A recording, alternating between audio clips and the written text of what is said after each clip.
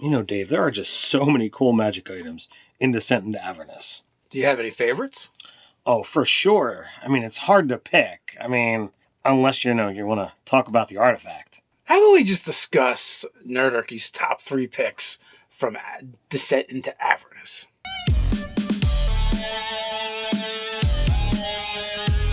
Welcome to Nerdarchy. For nerds, by nerds, I'm Nerdarchy Dave, and as usual, I'm hanging out with this nerd. Nerdarchy Ted.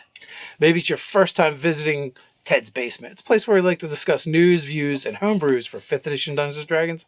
Sometimes we even talk about other role-playing games. If you don't want to miss a single video, don't forget to hit that subscribe button and attune to that notification bell. All right, so we have Baldur's Gate, Descent into Avernus. We're going to pick a couple magic items out of it to discuss that we really like. These aren't the most powerful necessarily or the best magic items. We just have different reasons why we particularly like them and wanted to call them out. There's about a dozen in here.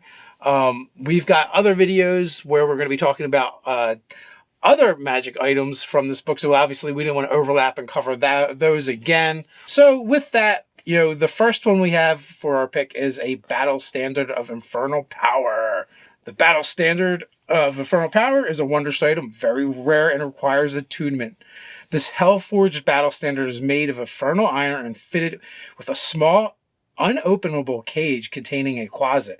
The trapped quasit is incapacitated and its cage has an AC 19, 10 hit points, and immunity to all types of damage except force damage. If killed or somehow released, the quasit disappears in a cloud of smoke, and a new one appears in the cage, provided the cage is intact. While you hold the banner, your weapon attacks and those of your allies within 300 feet of you count as magical for the purposes of overcoming damage immunities and resistances.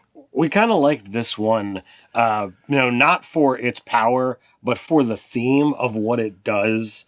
It's really amusing, and it definitely speaks to the demonic influence or the fiendish influence by having something trapped in a cage that is immune to basically, almost all types of damage. I think this is an amazing thing. I think it's cool, and it can definitely inspire me as the DM to figure out what kind of creature is going to be using this on the battlefield, and what is that going to mean? Couple things. One, it's a battle standard of infernal power, right? So it's devils. They've created it. They're using this. Right. They're capturing quasits, which are demons, to power it and basically using their enemy's power to empower their minions. Now, it would also work for their mortal allies as well. Give them a battle standard. They could fight, and you could have squads of mortals doing battle and being able to affect their enemies.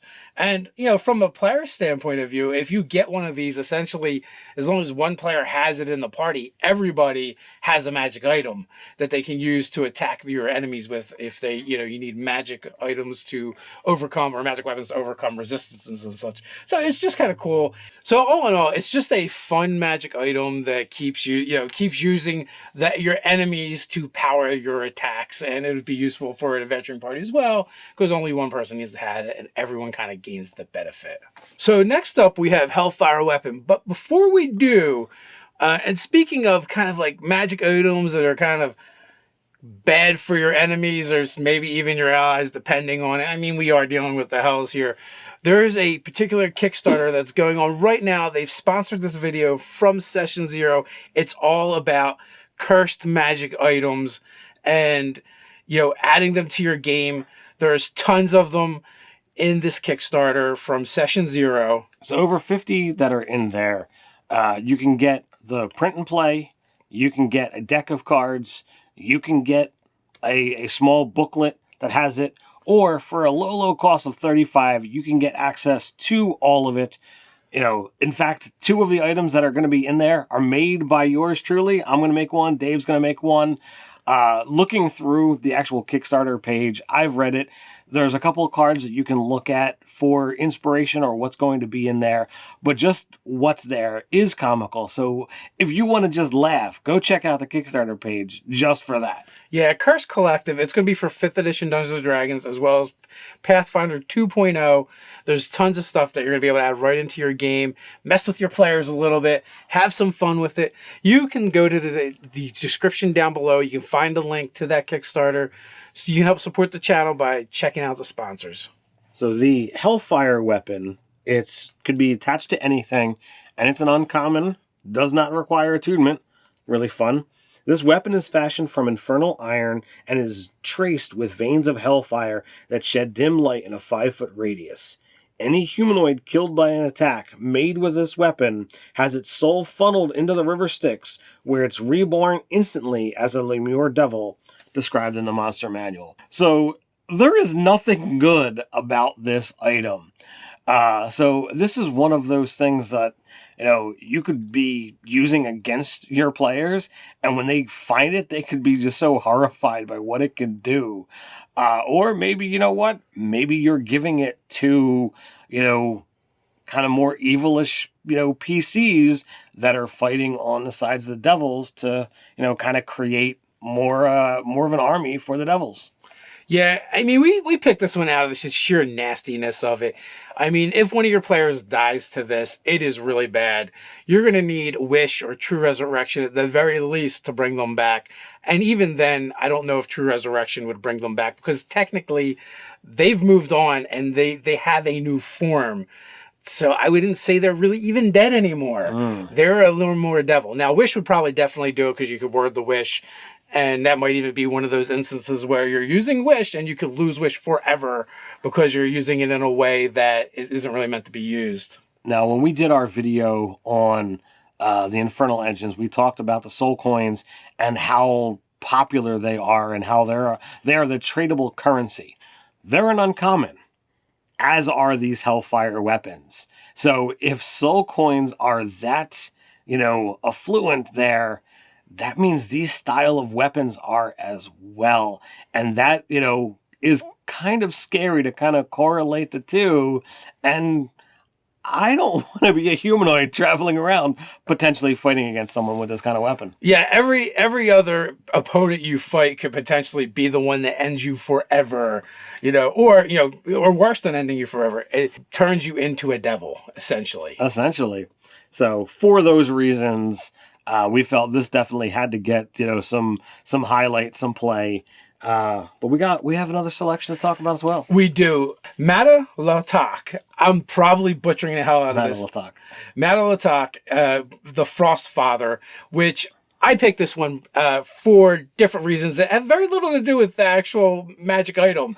It's one of my favorite Dragon Magazine covers, is the Demon Lord wielding this weapon. And it's just stuck with me. Dragon number 119, I believe. Yes, Dragon Magazine number 119. And Doug was like, how could you remember that? Like, I wouldn't remember anything, but the image popped in my head when I saw the hammer and it was described. So, it's a Warhammer legendary, requires attunement.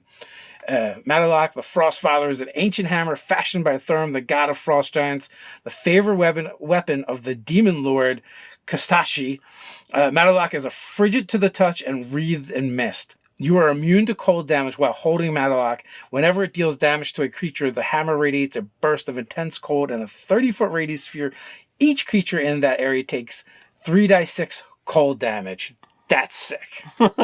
So this is an item that, your allies are not going to want to be close to you. And I don't think your enemies are going to want to be close to you either. Because, it's just damage. There is no saving throw. There is no way to avoid it unless you're just immune. And you are, so you're good, but not so much for everybody else. It's also owned by a Demon Lord. So if you do somehow find this weapon in your hands, I think you have greater problems than annoying your party, because someone is coming looking for it. They're going to want it back. Kostichi? Yes. And, it's going to be worse when you finally see him. You're going to try to say his name. You're probably going to mispronounce it because it's barely pronounceable by the human tongue. Then he's going to be even angrier. You got his hammer. It's going to be a bad scene all the way around. Unless, you're more of a badass than he is, so... There is always that. And how did you get it? How did you end up with it? Imagine the story. Yeah, you can even do something fun like this Demon Lord encounters the party or seeks out the party to go reclaim his hammer for him because it's been stolen or hidden away and he can't go where it is for whatever reason. So for a little while, maybe one of the players does get to wield it before they give it back and, get rewarded. Rewarded. But what does that mean from a demon lord? Will he double cross them? They end up having to fight him anyway after they return the hammer and they don't get the reward that was promised?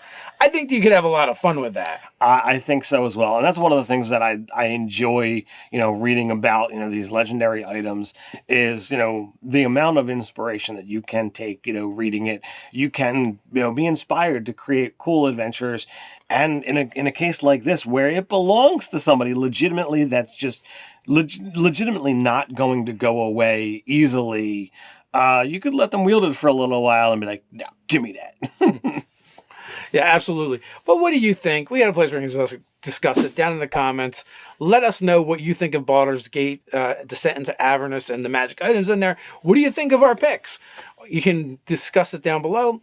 But before we head on out, let me take a moment to invite you to join Nerdarchy, the adventuring party over on Patreon. What can I expect there, Ted? We're creating products for 5th edition Dungeons & Dragons that both players and DMs alike can drop right into their game. But that's not all. We do monthly giveaways and our patrons are automatically entered. We do weekly hangouts with our patrons and more. So quest on down to the description. Join the Nerdarchy adventuring party. Until next time, Stay nerdy.